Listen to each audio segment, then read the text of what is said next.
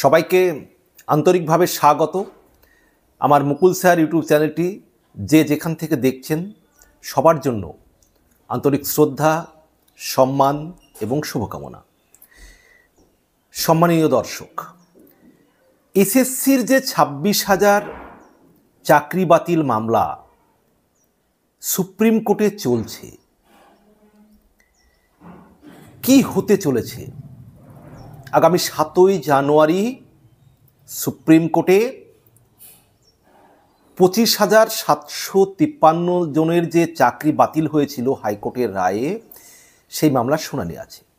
এবং supreme court যে বিষয়টিকে অত্যন্ত গুরুত্বপূর্ণভাবে দেখছে, ভাবছে এই মামলাটি, তার কিন্তু প্রমাণ পাওয়া গেল। কি প্রমাণ পাওয়া গেল?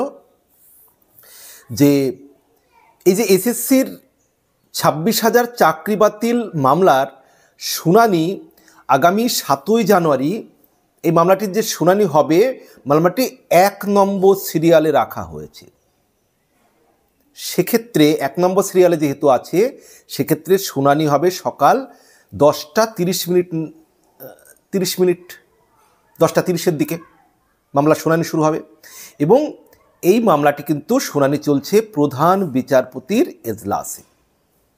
এবং প্রধান বিচারপতি এর আগের শুনানিতে পরিষ্কার কথা বলেছেন যে আর বহু বিতর্কে যেতে চায় না আদালত। আদালত জানতে চাইছে যে পুরো পরীক্ষা বাতিল হবে না মানে অযোগ্যদের খুঁজে বের করা যাবে, অর্থাৎ যোগ্যদের চাকরি থেকে অযোগ্যদের বাতিল করা হবে, নাকি পুরো পরীক্ষার যে প্রক্রিয়া সেটাই বাতিল হবে। না ঘুষদাতাদের, কারা কারা ঘুষ দিয়ে চাকরি পেয়েছে, মানে অযোগ্যভাবে যারা চাকরি পেয়েছে, তাদেরকে আলাদা করা যাবে কি, বাছাই করা যাবে কি যোগ্যদের থেকে, আর নাকি যোগ্য অযোগ্য বাছাই করা যাবে না, পুরো প্রক্রিয়াটাই বাতিল করতে হবে। এই রকম সিচুয়েশনে কিন্তু এসএসসির যে 25,753 জন যে চাকরি প্রাপক, তাদের যে ভবিষ্যৎ নির্ভর করছে কিন্তু সুপ্রিম কোর্টে। এবং 7ই জানুয়ারি অত্যন্ত গুরুত্বপূর্ণ শুনানি হতে চলেছে। আপনারা ইতিমধ্যেই জানেন যে কলকাতা হাইকোর্ট এসএসসির 2016 সালের যে নিয়োগ প্রক্রিয়ার মাধ্যমে 25,753 জন শিক্ষক শিক্ষাকর্মীর নিয়োগ হয়েছিল, সেই নিয়োগ হাইকোর্ট বাতিল করে দিয়েছিল। এখন বর্তমানে সুপ্রিম কোর্টের প্রধান বিচারপতি সঞ্জীব খান্নার এজলাসে এই মামলার শুনানি চলছে। এবং আগামী 7ই জানুয়ারি এই জন্যই ইম্পর্টেন্ট যে এসএসসি যদি তথ্য প্রমাণ সহযোগে যোগ্য এবং অযোগ্যদের তালিকা না দেয়, তাহলে কিন্তু খুব সমস্যায় পড়ে যাবেন যারা যোগ্য চাকরি প্রাপক। কারণ বিচারপতি এর আগেই মন্তব্য করেছেন যে আমরা দুটো বিষয় বিবেচনা করব, আর কোনো অন্য বিষয় নিয়ে জটিলতা করতে চায় না, করবেন না। আইনজীবীদের বলে দিয়েছেন সুপ্রিম কোর্টের বিচারপতি যে আমরা দুটো বিষয় বিচার করবো, আর কোনো জটিলতা করবেন না। সেই দুটি বিষয় কি, সেটাও কিন্তু প্রধান বিচারপতি জানিয়ে দিয়েছেন যে পুরো নিয়োগ প্রক্রিয়া বাতিল করা হবে, নাকি যারা অযোগ্য বেআইনিভাবে চাকরি পেয়েছেন তাদের বাছাই করে বাতিল করা হবে। অর্থাৎ তাদেরকে যদি বাছাই করে বাতিল করা যায়, তাহলে যোগ্যদের চাকরি থাকবে। আর যদি তাদের বাছাই করে বাতিল করা না যায়, তাহলে কি হবে? প্রধান বিচারপতি যেটা জানিয়েছেন যে পুরো নিয়োগ প্রক্রিয়া বাতিল হবে। অর্থাৎ পুরো নিয়োগ প্রক্রিয়া বাতিল হবে, নাকি বেআইনিভাবে যারা চাকরি পেয়েছেন তাদেরকে বেছে বেছে বাতিল করা যাবে বা হবে। এই দুটো বিষয়কেই গুরুত্বপূর্ণ হিসাবে আদালত বিবেচনা করবে।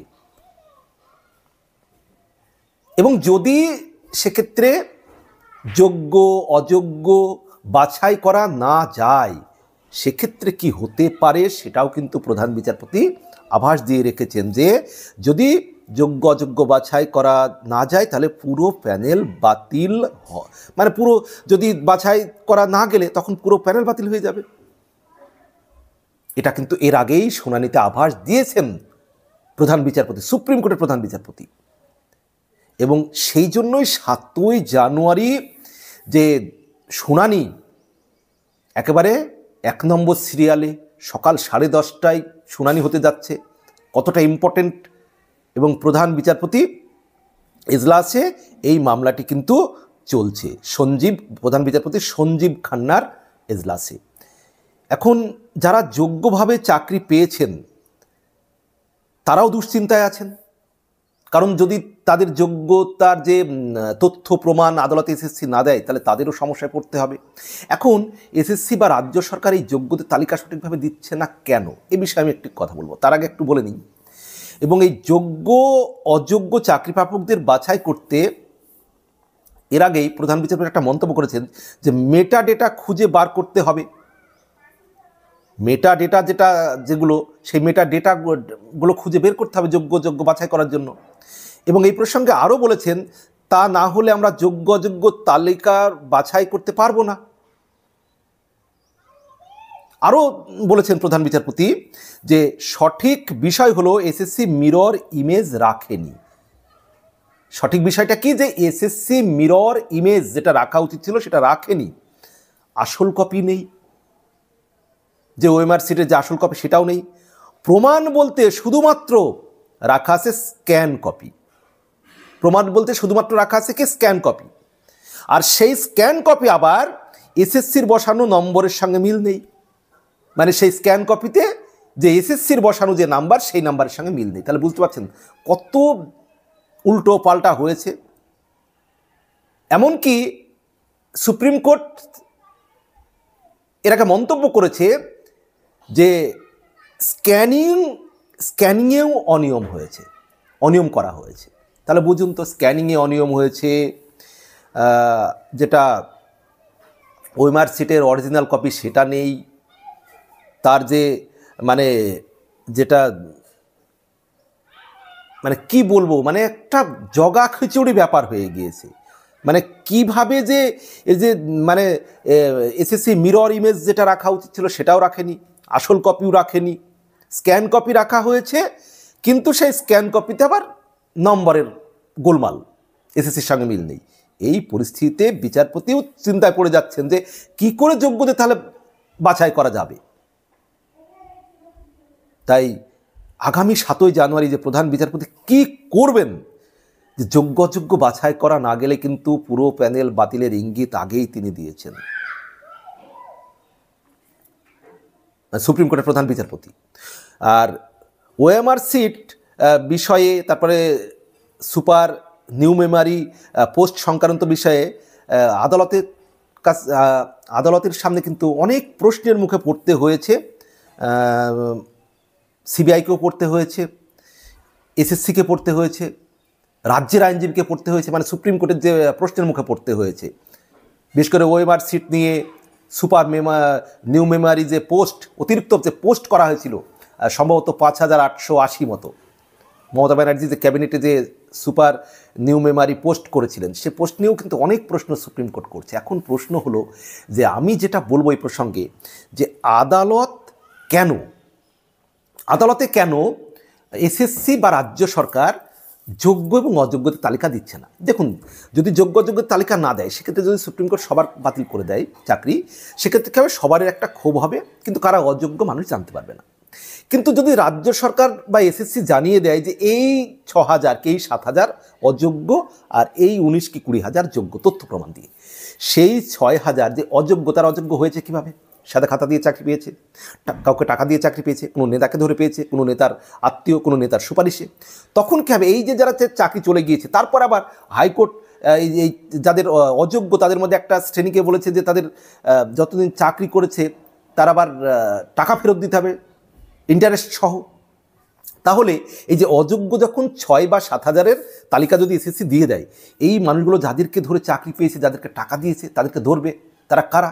কোনো প্রভাবশালী, কোনো নেতা, কোনো মন্ত্রী, কোনো এমএলএ, কোনো এমপি, রাজ্যব্যাপী একটা তোলপাড় পরিস্থিতি হবে এবং যার অনেক বড় প্রভাব পড়বে কিন্তু তৃণমূল কংগ্রেসের উপরে।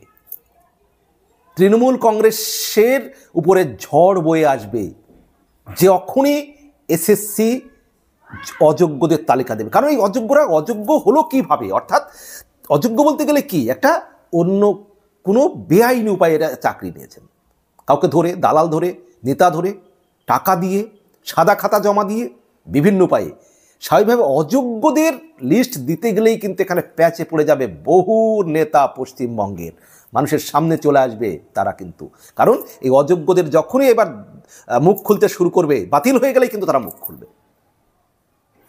এটা কিন্তু এই জন্যই কিন্তু এসএসসি কি তালিকা দিতে চাইছে না। আপনারা কি মনে করেন জানাবেন কমেন্ট বক্সে, বিনীত অনুরোধ রইল। আর কি হতে চলেছে আগামী 7ই জানুয়ারি, আপনারা আপনাদের গুরুত্বপূর্ণ মতামত অবশ্যই জানাবেন। তবে আমরা অবশ্যই চাই যোগ্যদের চাকরি থাকুক, এসএসসি যোগ্যদের সঠিক তথ্য প্রমাণ সহ